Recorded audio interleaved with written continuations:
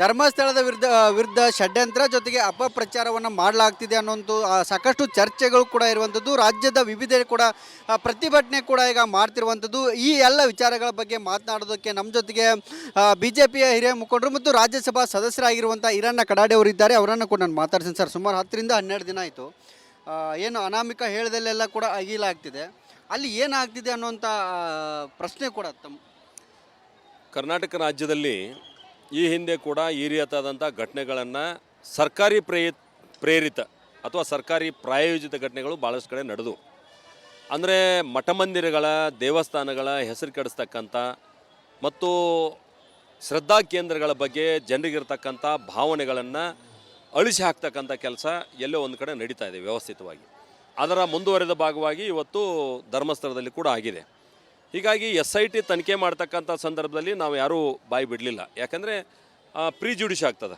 SIT ಯಾವುದೋ ಒಂದು ತನಿಖೆ ಮಾಡ್ತಕ್ಕಂಥ ಸಂದರ್ಭದಲ್ಲಿ ನಾವು ಯಾವುದಾದ್ರೂ ಹೇಳಿಕೆಗಳನ್ನು ಕೊಟ್ಟರೆ ಪೂರ್ವಯೋಜಿತ ಅಂತ ಆಗ್ತದೆ ಅಂಥೇಳಿ ನಾವು ಯಾವುದೂ ಹೇಳಿಕೆಗಳನ್ನು ಕೊಡಲಿಲ್ಲ. ಈಗ ಕಳೆದ ಹಲವಾರು ದಿನಗಳನ್ನು ನಾವು ನೋಡ್ತಾ ಇದ್ದೀವಿ. ಆ ಅನಾಮಿಕ ಅಂತಕ್ಕಂಥ ವ್ಯಕ್ತಿ ಏಕಾಏಕಿ ಪ್ರತ್ಯಕ್ಷ ಆಗ್ತಾನೆ. ನಾನು ತೋರಿಸ್ತೀನಿ ಅಂತ ಹೇಳ್ತಾನೆ, ಭಾಳಷ್ಟು ಕಡೆ ತೋರಿಸ್ತಾನೆ. ಎಲ್ಲಿಯೂ ಕೂಡ ಬಾಡಿಗಳು ಸಿಕ್ಕಿಲ್ಲ, ಪರಿಶೀಲನೆ ಮಾಡಿಲ್ಲ ಸರ್.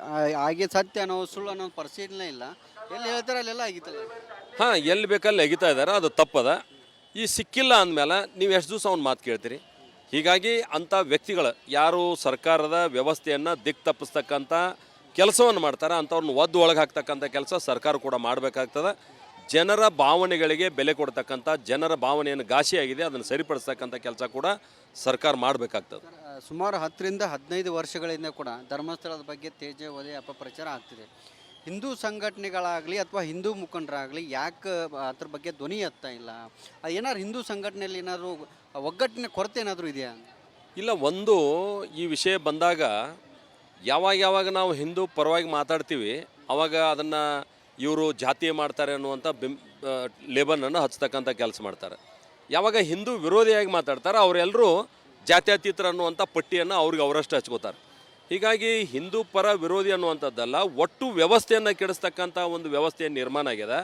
ನೀವು ನೋಡಿರಿ, ಇವತ್ತು ಯಾರು ಕೊಲೆ ಮಾಡಿದಾರೆ ಅಂತ ಹೇಳ್ತಾರೆ ಇವರು. ಅವತ್ತು ಯಾಕೆ ನೀವು ಕಂಪ್ಲೇಂಟ್ ಮಾಡಲಿಲ್ಲ? ಅವತ್ತು ಯಾಕೆ ನೀವು ನಿಲ್ಲಿಲ್ಲ? ಇಷ್ಟು ದಿವಸ ಆದಮೇಲೆ ನೀವು ತೋರಿಸ್ತು ಅಂತ ಹೇಳಿದ್ರಿ, ನೀವು ತೋರಿಸುವಲ್ಲಿ ಕೂಡ ವಿಫಲ ಆದ್ರಿ.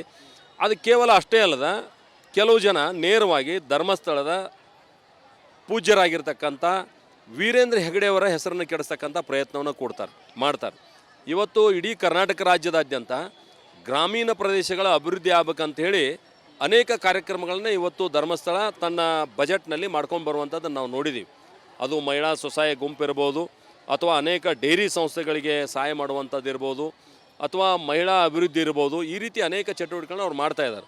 ಅಷ್ಟೆಲ್ಲ ಚಟುವಟಿಕೆ ಮಾಡ್ತಕ್ಕಂಥ ಪೂಜ್ಯರ ಹೆಸರು ಕೆಡಿಸಿ, ಧರ್ಮಸ್ಥಳದ ಹೆಸರು ಕೆಡಿಸಿ ರಾಜ್ಯದಲ್ಲಿ ಒಂದು ಈ ರೀತಿಯಾದಂಥ ಚಟುವಟಿಕೆ ಸರ್, ಧಾರ್ಮಿಕ ನಂಬಿಕೆಗಳನ್ನು ಬುಡಮೇಲೆ ಮಾಡಬೇಕನ್ನೋದ್ರಲ್ಲೇ ಧರ್ಮಸ್ಥಳ ಬಳಕೆ ಮಾಡಿಕೊಳ್ಳಲಾಗ್ತದೆ. ಹೌದೌದು, ನಿಶ್ಚಿತವಾಗಿ ಲಕ್ಷಾಂತರ ಜನ ಪ್ರತಿನಿತ್ಯ ಭೇಟಿ ಕೊಡ್ತಕ್ಕಂಥ ಧರ್ಮಸ್ಥಳದಂಥ ಆ ಧಾರ್ಮಿಕ ನಂಬಿಕೆಯನ್ನು ಬುಡಮೇಲೆ ಮಾಡ್ತಕ್ಕಂಥ ಕೆಲಸ ಇಂಥ ಕೇಂದ್ರದಲ್ಲಿ, ಶ್ರದ್ಧಾ ಕೇಂದ್ರದಲ್ಲಿ ಮಾಡಿದ್ರೆ ಅದು ಯಶಸ್ವಿ ಆಗ್ತದೆ ಅಂತೇಳಿ ಕೆಲವು ಜನ ಅದನ್ನು ಮಾಡ್ತಾ ಇದ್ದಾರೆ. ಅವ್ರ ಬಗ್ಗೆ ತನಿಖೆ ಆಗ್ಬೇಕನ್ನುವಂಥ ಆಗ್ರಹವನ್ನು ನಿಮ್ಮ ಮೂಲಕ ನಾನು ಮಾಡಲಿಕ್ಕೆ ಬಯಸ್ತೇನೆ. ಈಗ ಧರ್ಮಸ್ಥಳದಲ್ಲಿ ಅನ್ಯ ಧರ್ಮರಿಗೆ ಅವಕಾಶ ಇಲ್ಲ, ಸಂಬಂಧ ಇಲ್ಲ. ಆದರೂ ಕೂಡ ಅಲ್ಲಿ ಏನು ಧರ್ಮ ಲೇಪನವನ್ನು ತರುವ ಮೂಲಕ ಹಿಂದೂಗಳ ಏನು ಎತ್ತಿ ಕಟ್ಟುವ ಕೆಲಸ, ಹಿಂದೂಗಳ ವಿರುದ್ಧ ಹಿಂದೂಗಳನ್ನು ಎತ್ತಿ ಕಟ್ಟುವಂಥ ಕೆಲಸ ಏನಾದರೂ ಆಗ್ತಿದೆಯಾ? ಎಲ್ಲ ಧರ್ಮದವರು ಹೋಗ್ತಾರಲ್ಲ ಧರ್ಮಸ್ಥಳಕ್ಕೆ, ಎಲ್ಲ ಧರ್ಮದವರು ಪ್ರವೇಶ ಪಡಿತಾರೆ. ಎಲ್ಲ ಧರ್ಮದವರು ಅಲ್ಲಿ ಧರ್ಮಸ್ಥಳದ ಮಂಜುನಾಥನ ಆಶೀರ್ವಾದ ಪಡ್ಕೋತಾರೆ. ಅನ್ಯ ಧರ್ಮಿಗೆ ಪ್ರವೇಶ ಇಲ್ಲ ಎನ್ನುವಂಥದ್ದು ಕಪೋಲ ಕಲ್ಪಿತ, ಅದು ಯಾವುದು ಸುಳ್ಳದು. ಎಲ್ಲರೂ ಹೋಗ್ತಾರೆ. ಸರ್, ಸರ್ಕಾರಕ್ಕೆ ಕೊನೆಯದಾಗಿ ತಾವೇನು ಹೇಳ್ತಾರೆ?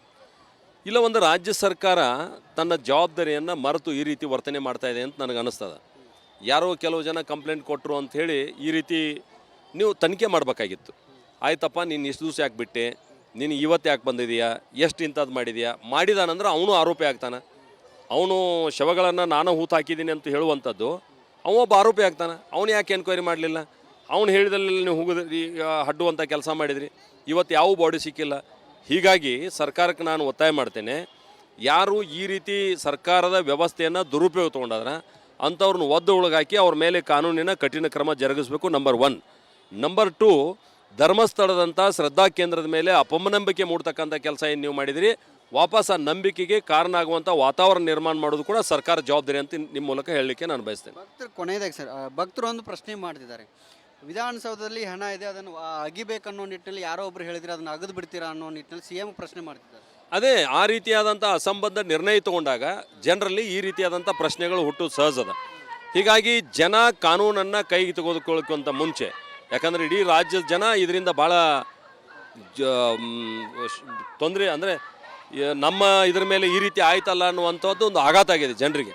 ಹೀಗಾಗಿ ಅವರ ಆಕ್ರೋಶ ಸ್ಫೋಟಗೊಳ್ಳೋದಕ್ಕಿಂತ ಮುಂಚೆ ಸರ್ಕಾರ ಇಂಥವ್ರನ್ನ ಹದ್ದುಬಸ್ನಲ್ಲಿ ಇಡ್ತಕ್ಕಂಥ ಅವ್ರ ಮೇಲೆ ಕಾನೂನು ಕ್ರಮ ತಗೊಳ್ತಕ್ಕಂಥ ಕೆಲಸ ಮಾಡಬೇಕನ್ನುವಂಥ ಒತ್ತಾಯವನ್ನು ನಾನು ಮಾಡ್ತೇನೆ. ಈಗ ಷಡ್ಯಂತ್ರ ಏನಾದರೂ ಇದೆಯಾ ಸರ್ ಧರ್ಮಸ್ಥಳ? ನಿಶ್ಚಿತವಾಗಿ ಈ ಶ್ರದ್ಧಾ ಕೇಂದ್ರಗಳ ಮೇಲೆ ದಾಳಿ ಆಗ್ತಕ್ಕಂಥದ್ದೇ ಒಂದು ದೊಡ್ಡ ಷಡ್ಯಂತ್ರ ಇದೆ. ಸರ್ಕಾರ ಅದ್ರ ಬಗ್ಗೆ ಎಚ್ಚರಿಕೆಯಿಂದ ಏನಿರ್ಬೋದು ಸರ್, ಏನಿರ್ಬೋದು ಷಡ್ಯಂತ್ರ ಅಂದರೆ ಏನಿರ್ಬೋದು? ಅರೆ ನಾನು ಅದನ್ನ ಹೇಳ್ತಾ ಇದ್ದಿಲ್ಲ, ಯಾವುದೇ ಒಂದು ಮಠ ಇರಲಿ, ಯಾವುದೇ ಒಂದು ಮಂದಿರ ಇರಲಿ, ಅದರ ಮೇಲೆ ಈ ರೀತಿಯಾದಂಥ ಸುಳ್ಳು ಆರೋಪಗಳನ್ನು ಹೊರಿಸಿ ಅವರ ಒಟ್ಟು ಚಟುವಟಿಕೆಗಳನ್ನು ಬಂದ್ ಮಾಡಿಬಿಟ್ರೆ ಈ ವ್ಯವಸ್ಥೆ ಕುಸಿದು ಬೀಳ್ತದೆ. ಈ ರೀತಿಯಾದಂಥ ಚಟುವಟಿಕೆಗಳನ್ನು ಮಾಡ್ತಾ ಇದ್ದಾರೆ, ಅದ್ರ ಬಗ್ಗೆ ಕಠಿಣ ಕ್ರಮ ಕೈಗೊಳ್ಳಬೇಕಾದ ಅಗತ್ಯ ಇದೆ. ಇದಿಷ್ಟು ಏನು ಹಿರಣ್ಣ ಕಡಾಡಿ ಅವರು ಹೇಳ್ತಿರುವಂಥದ್ದು. ಕ್ಯಾಮ್ರಾ ಪರ್ಸನ್ ಮಹಾಂತೇಶ್ ಜೊತೆ ಮೈಲಾರಿಪಡ, ರಿಪಬ್ಲಿಕ್ ಕನ್ನಡ, ಬೆಳಗಾವಿ. ಧರ್ಮಸ್ಥಳದ ವಿರುದ್ಧ ಷಡ್ಯಂತ್ರ ಜೊತೆಗೆ ಅಪಪ್ರಚಾರವನ್ನು ಮಾಡಲಾಗ್ತಿದೆ ಅನ್ನೋಂಥ ಸಾಕಷ್ಟು ಚರ್ಚೆಗಳು ಕೂಡ ಇರುವಂಥದ್ದು. ರಾಜ್ಯದ ವಿವಿಧೆಡೆ ಕೂಡ ಪ್ರತಿಭಟನೆ ಕೂಡ ಈಗ ಮಾಡ್ತಿರುವಂಥದ್ದು. ಈ ಎಲ್ಲ ವಿಚಾರಗಳ ಬಗ್ಗೆ ಮಾತನಾಡೋದಕ್ಕೆ ನಮ್ಮ ಜೊತೆಗೆ BJPಯ ಹಿರಿಯ ಮುಖಂಡರು ಮತ್ತು ರಾಜ್ಯಸಭಾ ಸದಸ್ಯರಾಗಿರುವಂಥ ಹಿರಣ್ಣ ಕಡಾಡಿ ಅವರು ಇದ್ದಾರೆ. ಅವರನ್ನು ಕೂಡ ನಾನು ಮಾತಾಡ್ತೀನಿ. ಸರ್, ಸುಮಾರು 10 ರಿಂದ 12 ದಿನ ಆಯಿತು, ಏನು ಅನಾಮಿಕ ಹೇಳದಲ್ಲೆಲ್ಲ ಕೂಡ ಅಗೀಲಾಗ್ತಿದೆ. ಅಲ್ಲಿ ಏನಾಗ್ತಿದೆ ಅನ್ನೋಂಥ ಪ್ರಶ್ನೆ ಕೂಡ ತಮ್ಮ ಕರ್ನಾಟಕ ರಾಜ್ಯದಲ್ಲಿ ಈ ಹಿಂದೆ ಕೂಡ ಈ ರೀತಿಯಾದಂಥ ಘಟನೆಗಳನ್ನು ಸರ್ಕಾರಿ ಪ್ರೇರಿತ ಅಥವಾ ಸರ್ಕಾರಿ ಪ್ರಾಯೋಜಿತ ಘಟನೆಗಳು ಭಾಳಷ್ಟು ಕಡೆ ನಡೆದು, ಅಂದರೆ ಮಠ ಮಂದಿರಗಳ, ದೇವಸ್ಥಾನಗಳ ಹೆಸರು ಕೆಡಿಸ್ತಕ್ಕಂಥ ಮತ್ತು ಶ್ರದ್ಧಾ ಕೇಂದ್ರಗಳ ಬಗ್ಗೆ ಜನರಿಗಿರ್ತಕ್ಕಂಥ ಭಾವನೆಗಳನ್ನು ಅಳಿಸಿ ಹಾಕ್ತಕ್ಕಂಥ ಕೆಲಸ ಎಲ್ಲೋ ಒಂದು ಕಡೆ ನಡೀತಾ ಇದೆ ವ್ಯವಸ್ಥಿತವಾಗಿ. ಅದರ ಮುಂದುವರೆದ ಭಾಗವಾಗಿ ಇವತ್ತು ಧರ್ಮಸ್ಥಳದಲ್ಲಿ ಕೂಡ ಆಗಿದೆ. ಹೀಗಾಗಿ SIT ತನಿಖೆ ಮಾಡ್ತಕ್ಕಂಥ ಸಂದರ್ಭದಲ್ಲಿ ನಾವು ಯಾರೂ ಬಾಯಿ ಬಿಡಲಿಲ್ಲ. ಯಾಕಂದರೆ ಪ್ರಿಜುಡಿಷ್ ಆಗ್ತದೆ. SIT ಯಾವುದೋ ಒಂದು ತನಿಖೆ ಮಾಡ್ತಕ್ಕಂಥ ಸಂದರ್ಭದಲ್ಲಿ ನಾವು ಯಾವುದಾದ್ರೂ ಹೇಳಿಕೆಗಳನ್ನು ಕೊಟ್ಟರೆ ಪೂರ್ವಯೋಜಿತ ಅಂತ ಆಗ್ತದೆ ಅಂಥೇಳಿ ನಾವು ಯಾವುದೂ ಹೇಳಿಕೆಗಳನ್ನು ಕೊಡಲಿಲ್ಲ. ಈಗ ಕಳೆದ ಹಲವಾರು ದಿನಗಳನ್ನು ನಾವು ನೋಡ್ತಾ ಇದ್ದೀವಿ, ಆ ಅನಾಮಿಕ ಅಂತಕ್ಕಂಥ ವ್ಯಕ್ತಿ ಏಕಾಏಕಿ ಪ್ರತ್ಯಕ್ಷ ಆಗ್ತಾನೆ. ನಾನು ತೋರಿಸ್ತೀನಿ ಅಂತ ಹೇಳ್ತಾನೆ, ಭಾಳಷ್ಟು ಕಡೆ ತೋರಿಸ್ತಾನೆ, ಎಲ್ಲೂ ಕೂಡ ಬಾಡಿಗಳು ಸಿಕ್ಕಿಲ್ಲ. ಪರಿಶೀಲನೆ ಮಾಡಿಲ್ಲ ಸರ್. ಹಾಗೆ ಸತ್ಯ ಅನ್ನೋ ಸುಳ್ಳು ಅನ್ನೋ ಪರಿಶೀಲನೆ ಇಲ್ಲ. ಎಲ್ಲಿ ಹೇಳ್ತಾರೆ ಅಲ್ಲೆಲ್ಲ ಆಗಿತ್ತಲ್ಲ. ಹಾಂ, ಎಲ್ಲಿ ಬೇಕಲ್ಲಿ ಎಗಿತಾ ಇದ್ದಾರೆ, ಅದು ತಪ್ಪದ. ಈ ಸಿಕ್ಕಿಲ್ಲ ಅಂದಮೇಲೆ ನೀವು ಎಷ್ಟು ದಿವಸ ಅವ್ನ ಮಾತು ಕೇಳ್ತೀರಿ? ಹೀಗಾಗಿ ಅಂಥ ವ್ಯಕ್ತಿಗಳು ಯಾರು ಸರ್ಕಾರದ ವ್ಯವಸ್ಥೆಯನ್ನು ದಿಕ್ಕು ತಪ್ಪಿಸ್ತಕ್ಕಂಥ ಕೆಲಸವನ್ನು ಮಾಡ್ತಾರೆ, ಅಂಥವ್ರನ್ನ ಒದ್ದು ಒಳಗೆ ಹಾಕ್ತಕ್ಕಂಥ ಕೆಲಸ ಸರ್ಕಾರ ಕೂಡ ಮಾಡಬೇಕಾಗ್ತದೆ. ಜನರ ಭಾವನೆಗಳಿಗೆ ಬೆಲೆ ಕೊಡ್ತಕ್ಕಂಥ, ಜನರ ಭಾವನೆಯನ್ನು ಘಾಸಿಯಾಗಿದೆ ಅದನ್ನು ಸರಿಪಡಿಸ್ತಕ್ಕಂಥ ಕೆಲಸ ಕೂಡ ಸರ್ಕಾರ ಮಾಡಬೇಕಾಗ್ತದೆ. ಸುಮಾರು 10 ರಿಂದ 15 ವರ್ಷಗಳಿಂದ ಕೂಡ ಧರ್ಮಸ್ಥಳದ ಬಗ್ಗೆ ತೇಜೋವಧೆ ಅಪಪ್ರಚಾರ ಆಗ್ತಿದೆ. ಹಿಂದೂ ಸಂಘಟನೆಗಳಾಗಲಿ ಅಥವಾ ಹಿಂದೂ ಮುಖಂಡರಾಗಲಿ ಯಾಕೆ ಅದ್ರ ಬಗ್ಗೆ ಧ್ವನಿ ಎತ್ತಾ ಇಲ್ಲ? ಏನಾದ್ರು ಹಿಂದೂ ಸಂಘಟನೆಯಲ್ಲಿ ಏನಾದರೂ ಒಗ್ಗಟ್ಟಿನ ಕೊರತೆ ಏನಾದರೂ ಇದೆಯಾ? ಇಲ್ಲ, ಒಂದು ಈ ವಿಷಯ ಬಂದಾಗ ಯಾವಾಗ ನಾವು ಹಿಂದೂ ಪರವಾಗಿ ಮಾತಾಡ್ತೀವಿ ಆವಾಗ ಅದನ್ನು ಇವರು ಜಾತೀಯ ಮಾಡ್ತಾರೆ ಅನ್ನುವಂಥ ಲೇಬಲನ್ನು ಹಚ್ಚತಕ್ಕಂಥ ಕೆಲಸ ಮಾಡ್ತಾರೆ. ಯಾವಾಗ ಹಿಂದೂ ವಿರೋಧಿಯಾಗಿ ಮಾತಾಡ್ತಾರೆ ಅವರೆಲ್ಲರೂ ಜಾತ್ಯತೀತರ ಅನ್ನುವಂಥ ಪಟ್ಟಿಯನ್ನು ಅವ್ರಿಗೆ ಅವರಷ್ಟು ಹಚ್ಕೋತಾರೆ. ಹೀಗಾಗಿ ಹಿಂದೂ ಪರ ವಿರೋಧಿ ಅನ್ನುವಂಥದ್ದಲ್ಲ, ಒಟ್ಟು ವ್ಯವಸ್ಥೆಯನ್ನು ಕೆಡಿಸ್ತಕ್ಕಂಥ ಒಂದು ವ್ಯವಸ್ಥೆಯ ನಿರ್ಮಾಣ ಆಗಿದೆ. ನೀವು ನೋಡಿರಿ, ಇವತ್ತು ಯಾರು ಕೊಲೆ ಮಾಡಿದಾರೆ ಅಂತ ಹೇಳ್ತಾರೆ ಇವರು. ಅವತ್ತು ಯಾಕೆ ನೀವು ಕಂಪ್ಲೇಂಟ್ ಮಾಡಲಿಲ್ಲ? ಅವತ್ತು ಯಾಕೆ ನೀವು ನಿಲ್ಲಿಲ್ಲ? ಇಷ್ಟು ದಿವಸ ಆದಮೇಲೆ ನೀವು ತೋರಿಸ್ತು ಅಂತ ಹೇಳಿದ್ರಿ, ನೀವು ತೋರಿಸುವಲ್ಲಿ ಕೂಡ ವಿಫಲ ಆದ್ರಿ. ಅದು ಕೇವಲ ಅಷ್ಟೇ ಅಲ್ಲದ, ಕೆಲವು ಜನ ನೇರವಾಗಿ ಧರ್ಮಸ್ಥಳದ ಪೂಜ್ಯರಾಗಿರ್ತಕ್ಕಂಥ ವೀರೇಂದ್ರ ಹೆಗಡೆಯವರ ಹೆಸರನ್ನು ಕೆಡಿಸ್ತಕ್ಕಂಥ ಪ್ರಯತ್ನವನ್ನು ಮಾಡ್ತಾರೆ. ಇವತ್ತು ಇಡೀ ಕರ್ನಾಟಕ ರಾಜ್ಯದಾದ್ಯಂತ ಗ್ರಾಮೀಣ ಪ್ರದೇಶಗಳ ಅಭಿವೃದ್ಧಿ ಆಗ್ಬೇಕಂತೇಳಿ ಅನೇಕ ಕಾರ್ಯಕ್ರಮಗಳನ್ನ ಇವತ್ತು ಧರ್ಮಸ್ಥಳ ತನ್ನ ಬಜೆಟ್ನಲ್ಲಿ ಮಾಡ್ಕೊಂಡು ಬರುವಂಥದ್ದನ್ನು ನಾವು ನೋಡಿದ್ದೀವಿ. ಅದು ಮಹಿಳಾ ಸ್ವಸಹಾಯ ಗುಂಪು ಇರ್ಬೋದು, ಅಥವಾ ಅನೇಕ ಡೈರಿ ಸಂಸ್ಥೆಗಳಿಗೆ ಸಹಾಯ ಮಾಡುವಂಥದ್ದು ಇರ್ಬೋದು, ಅಥವಾ ಮಹಿಳಾ ಅಭಿವೃದ್ಧಿ ಇರ್ಬೋದು. ಈ ರೀತಿ ಅನೇಕ ಚಟುವಟಿಕೆಗಳನ್ನ ಅವ್ರು ಮಾಡ್ತಾಯಿದ್ದಾರೆ.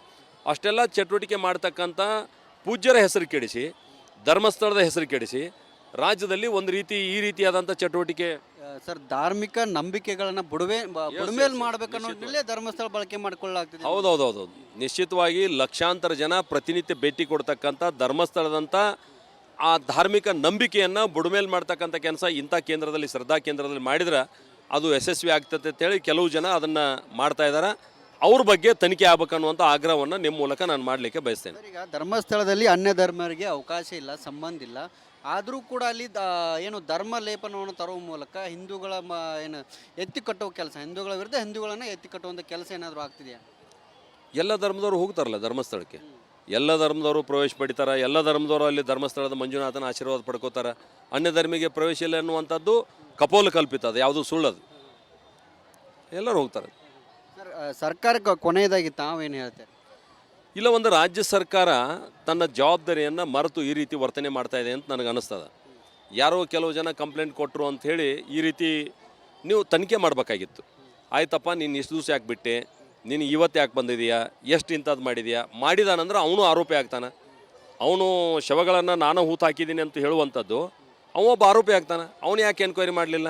ಅವನು ಹೇಳಿದಲ್ಲಿ ನೀವು ಹೋಗಿದ್ರಿ, ಹಡ್ಡುವಂಥ ಕೆಲಸ ಮಾಡಿದ್ರಿ, ಇವತ್ತು ಯಾವ ಬಾಡಿ ಸಿಕ್ಕಿಲ್ಲ.